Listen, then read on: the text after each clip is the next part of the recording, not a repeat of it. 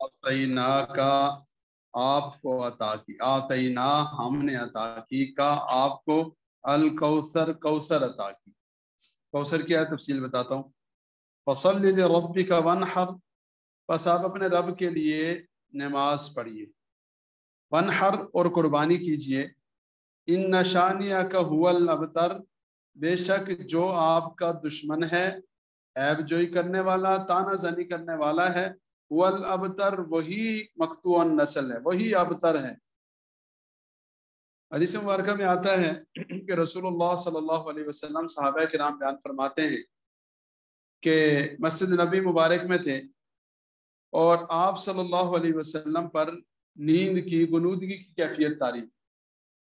उस कैफियत में आका करीम सल्लल्लाहु अलैहि वसल्लम थोड़ी देर रहे और फिर जब आप सल्लल्लाहु अलैहि वसल्लम बेदार हुए, आंख मुबारक खोली, तो आप सल्लल्लाहु अलैहि वसल्लम के चेहरे अतर पर मुस्कुराहट, तबस्सुम था। सहाबा किराम रिज़वानुल्लाह तआला अलैहिम अजमईन ने इसकी तफसील मालूम की कि या रसूलुल्लाह सल्लल्लाहु अलैहि वसल्लम, ये जो आप सल्लल्लाहु अलैहि वसल्लम के चेहरे अनवर पर मुस्कुराहट और तबस्सुम है, इसकी वजह क्या है? तो अल्लाह के हबीब सल्लल्लाहु अलैहि वसल्लम ने इरशाद फरमाया कि अल्लाह रब्बुल इज्जत ने मुझे सूरह कौसर इनायत फरमाई। फिर आप सल्लल्लाहु अलैहि वसल्लम ने सूरह कौसर की तिलावत की और तिलावत करने के बाद इरशाद फरमाया कि ये जो सूरह मुबारक है, इसमें जिस कौसर का तज़किरा है उससे मुराद खैर कसीर है, या इससे मुराद जन्नत की नहर और हौज है, जो अल्लाह रब्बुल इज्जत की रहमत से रसूलुल्लाह सल्लल्लाहु अलैहि वसल्लम को मैदान हशर में इनायत होगा। और उस मौका पर रसूलुल्लाह सल्लल्लाहु अलैहि वसल्लम की उम्मत के अफराद आप सल्लल्लाहु अलैहि वसल्लम की बारगाह में जामे कौसर, हौज़े कौसर पीने के लिए हाजिर हों। तो रसूलुल्लाह सल्लल्लाहु अलैहि वसल्लम अपनी उम्मत के अफराद को वुजू के आज़ा के चमकने से, सजदों के आज़ा के रोशन होने की वजह से रसूलुल्लाह सल्लल्लाहु अलैहि वसल्लम उम्मत के अफराद को पहचानेंगे। उनमें कुछ लोग ऐसे होंगे जो रसूलुल्लाह सल्लल्लाहु अलैहि वसल्लम की बारगाह में हाजिर होंगे और उनकी जाहिरी अलामात से पहचाने भी जाएंगे कि ये लोग उम्मत के लोग हैं, लेकिन फरिश्तों की तरफ से रसूलुल्लाह सल्लल्लाहु अलैहि वसल्लम से ये कहा जाएगा कि ये वो लोग हैं जिन्होंने आप सल्लल्लाहु अलैहि वसल्लम के दुनिया से पर्दा फरमा जाने के बाद दीन में तरह तरह के इजाफे कर लिए, दीन में बिदआत घड़ ली। याद रखिए, रसूलुल्लाह सल्लल्लाहु अलैहि वसल्लम का जो दीन है, ये दीन इफरात व तफरीत वाला दीन नहीं। इस दीन में कमी बेशी की अपनी तरफ से कोई चीज इजाफा करने की गुंजाइश नहीं, और ना इसका दरवाजा खोला गया। वरना तो यहूद व नसारा के साथ, उनके अदियान के साथ जो हशर हुआ, वो हशर इस उम्मत के साथ हो जाता।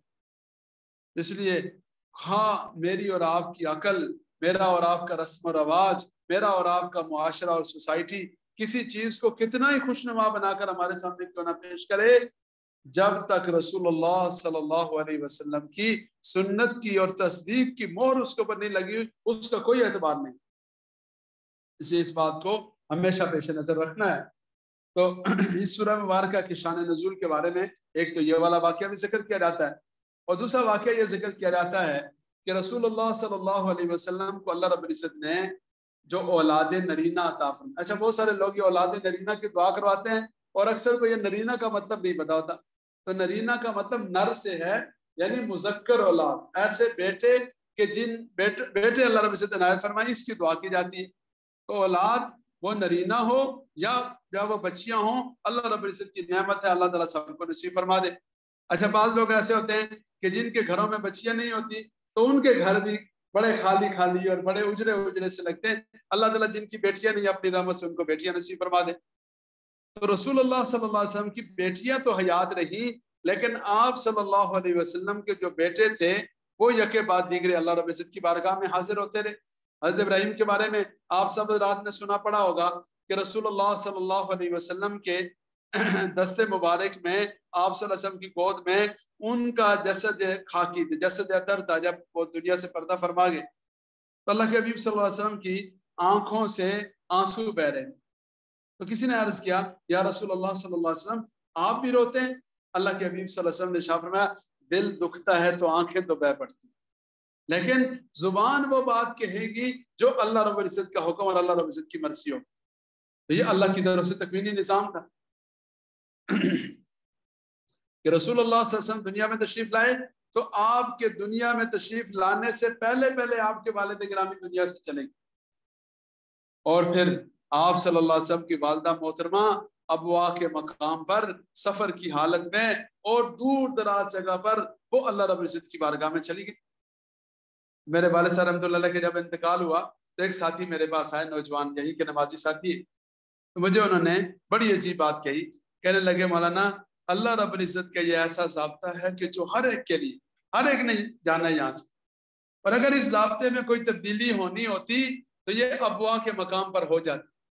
رسول اللہ صلی اللہ علیہ وسلم سفر میں یتیم بھی ہے، مسافرت بھی ہے، صحرا بھی ہے، دور بھی ہے، اور والدہ کی ضرورت بھی ہے، سب کچھ ہے، لیکن بس اللہ کا امر ہے تو بس اس کے اوپر لبیک ہے، سر تسلیم خم ہے۔ تو رسول اللہ صلی اللہ علیہ وسلم کے والدین کے معاملے میں اللہ رب العزت کی طرف سے یہ ہوا، اور اولاد کے معاملے میں اللہ رب العزت نے جو بچے تھے، بیٹے تھے، سارے کے سارے یکے بعد دیگرے لے لی۔ تو اللہ کے حبیب صلی اللہ علیہ وسلم کے بیٹوں کا جو انتقال ہے اس کی وجہ سے لوگوں نے تبصرے کرنا شروع کر دیا۔ اچھا، اس دن میں نے آپ حضرات کے سامنے ایک بچی کا تذکرہ کیا تھا کہ جو طالبہ ہیں، اور انہوں نے مجھے فون کر کے کہا کہ آج میرا چوتھا بیٹا نے لے لیا، آج میں بہت دکھ ہوں، میرا چوتھا بیٹا اللہ رب العزت نے لے لیا۔ تو میں نے ان کو تھوڑی ترغیب دی، دعا دی، ان کے لیے یہاں آپ حضرات کے سامنے بھی دعا کی، بچوں سے بھی دعا کروائی۔ اگلے دن ان کا میسج آیا، اور ایسا سبحان اللہ کہ وہ خوشی کی، یعنی ان کی جو تحریر تھی اس کے اندر سے ان کی خوشی جھلک رہی، کہنے لگی کہ میں سوچ نہیں سکتی تھی کہ میرا اللہ مجھے اتنا نقد انعام عطا فرمائیں گے۔ تو میں مجھے آج رات کو اللہ رب العزت نے اپنے حبیب کریم صلی اللہ علیہ وسلم کا دیدار نصیب فرمایا، اور پھر وہ اس کی انہوں نے پوری کارگزاری لکھی۔ اللہ تعالیٰ اپنی رحمت سے ان کو صبر بھی نصیب فرمائے اور نعم البدل بھی نصیب فرمائے، اور اللہ تعالیٰ ہر دکھ اور آزمائش سے اپنی رحمت سے ساروں کو محفوظ فرمائے۔ تو میں یہ عرض کر رہا تھا کہ رسول اللہ صلی اللہ علیہ وسلم کے بارے میں الیاذ باللہ عاص بن وائل، ولید بن مغیرہ، اس طرح کے جو کفار کے سرگنے تھے، انہوں نے تبصرے بازی شروع کر دی کہ الیاذ باللہ آپ صلی اللہ علیہ وسلم کا تو قصہ یہ وقتی ہے جی، اور آپ صلی اللہ علیہ وسلم جب دنیا سے پردہ فرما جائیں گے تو بس یہ چیپٹر کلوز ہو جائے گا الیاذ باللہ۔ اللہ تعالیٰ یعنی نقل کفر نباشت کے تحت بات کر رہا ہوں کہ جو ان کی سوچ ہے اس کے مطابق وہ یہ بات کرے۔ کیوں؟ عرب دنیا میں یہ ہوتا تھا کہ یہ کوئی کسی کا وارث ہوگا تو وہ اس کے کام کو سنبھالے۔ ہمارے آج کے دور میں بھی آپ نے دیکھا لوگ ایسی باتیں کرتے ہیں، تو دنیا کے اعتبار سے، کاموں کے اعتبار سے لوگ یہ کہتے ہیں۔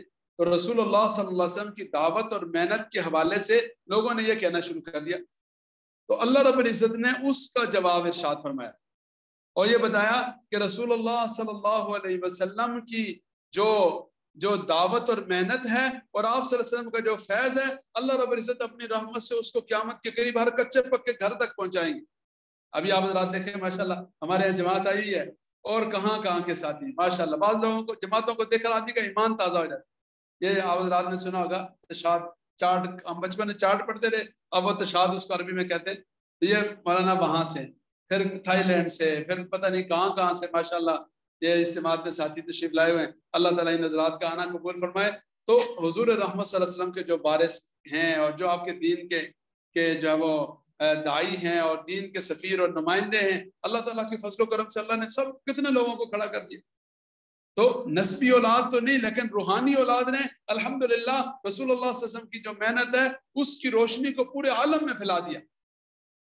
اس لیے ارشاد ہوا انا اعطیناک الکوثر، بے شک ہم نے آپ کو الکوثر عطا فرمایا۔ کوثر کثیر سے، کثرت سے، تو اس سے مراد بازرات نے لیا کہ خیر کثیر، اللہ کے حبیب صلی اللہ علیہ وسلم کی ذات بابرکات کے ساتھ خیر ہی خیریں تھی۔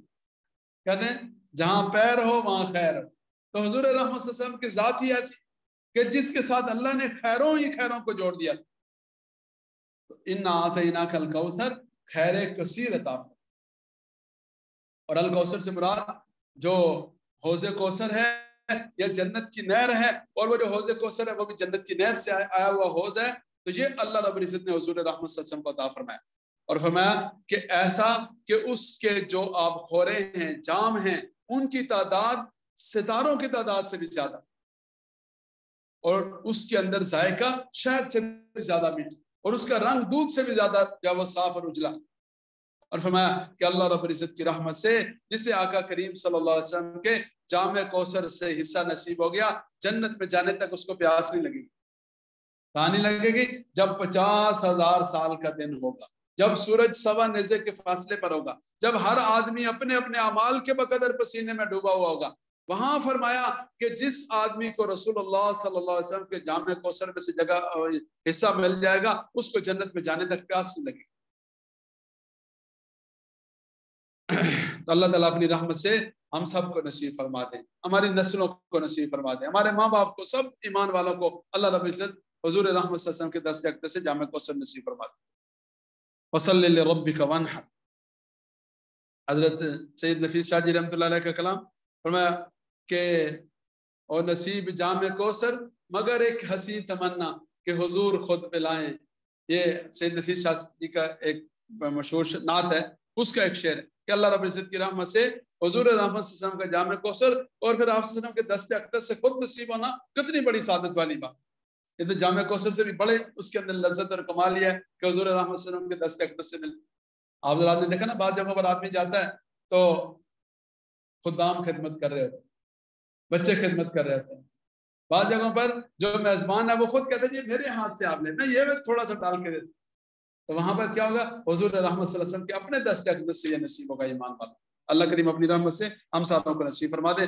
فصلی لربک وانحر، آقا کریم صلی اللہ علیہ وسلم سے براہ راست اور ہم ساروں سے بالواسطہ طور پر یہ کہا جا رہا ہے کہ رب ذوالجلال کی بارگاہ میں بندگی اور عبادت کرو اور قربانی کرو۔ تو یہ دونوں عنوان ہیں کہ بدنی عبادات کا بھی اہتمام اور جو مالی عبادت ہے یعنی قربانی، اس کا بھی اہتمام ہو۔ اور پھر آخر میں فرمایا ان شانیک هو الابتر، اے میرے حبیب صلی اللہ علیہ وسلم، آپ کے جو دشمن ہیں، آپ پر جو تانا زنی کرنے والے ہیں، آپ کے بارے میں جو عیب جوئی کرنے والے ہیں، وہ الابتر، وہ مقطوع نسل ہیں، ان کا کوئی وبالی باس نہیں ہے، ان کا کوئی نام لیوا نہیں ہوگا، ان کے کاموں کو آگے بڑھانے والا کوئی نہیں ہوگا، لیکن آپ صلی اللہ علیہ وسلم کا کام اللہ تعالیٰ کی رحمت سے انشاءاللہ العزیز خیر کثیر کی شکل میں پھیلتا رہے گا۔ اللہ کریم کی ذات سے دعا ہے اللہ تعالیٰ مجھے اور آپ کو عمل کرنے کی توفیق نصیب فرمائیں۔ وآخر دعوانا ان الحمد للہ رب العالمین۔